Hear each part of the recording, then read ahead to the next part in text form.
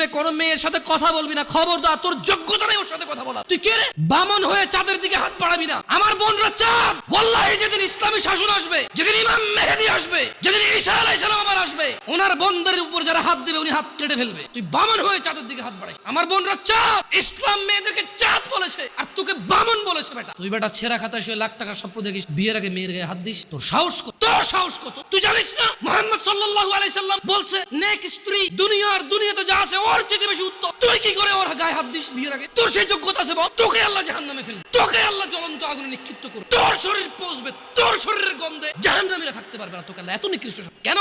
কারণ তুই এত বড় জঘন্য কাজে লিপ্ত হয়েছিস। আমারে বুঝাস না মেয়েরা খারাপ, মেয়েরা খারাপ। আমি তো এত খারাপ দেখি না রে, তুই কোথায় তো খারাপ? আমি তো দেখি তুই বেটা টেনে পড়িস মাত্র, তোকে আমি ছোট করে দেখছি না। বেটা তুমি বের হও, ছবি পাঠা নাহলে হাত কেটে ফেলবো আমি। দেখো আমি বিষের বোতল নিয়ে আসি, ছবি পাঠা। তুই বেটা আমার বোনটাকে বেটা ফুসলেছিস বেটা ফাজিল। মেয়েরা খারাপ, মেয়েদের খারাপের কারণে দুনিয়া শেষ। তুই কে রে? তুই কি? মেয়েরা খারাপ? শোন, আমাদের গ্রামে প্রবাদ আছে, ধর্মীয় কথা না এটা। এখন যেটা বলছি এটা প্রবাদ, এটা ধর্মীয় কথা না। কোন মেয়ের যদি একবার হাঁটুর উপরে কাপড় ওঠে আর নামে না, তুই উঠাইছিস হাঁটুর উপরে কাপড়, ও উঠাইনি। হাঁটু পর্যন্ত তুই উঠাইছিস, তুই মনে করিস তুই বেঁচে গেছিস না? তুই মনে করিস তুই জিনাই জেনা না? না বেটা, ও তোর সাথে জেনা করেছে, এরপরে তোকে বাদ আরেকজনের সাথে করবে, আরেকজনের সাথে করবে।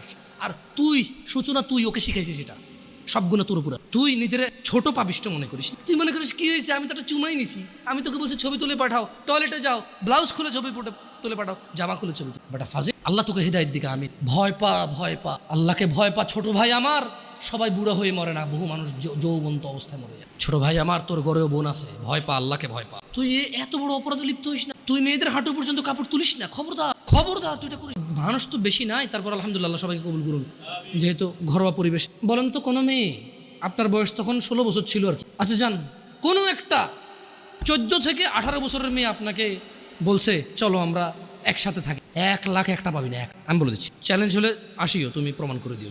মেয়ে কি, মেয়েরা প্রেম হারাম, ইসলাম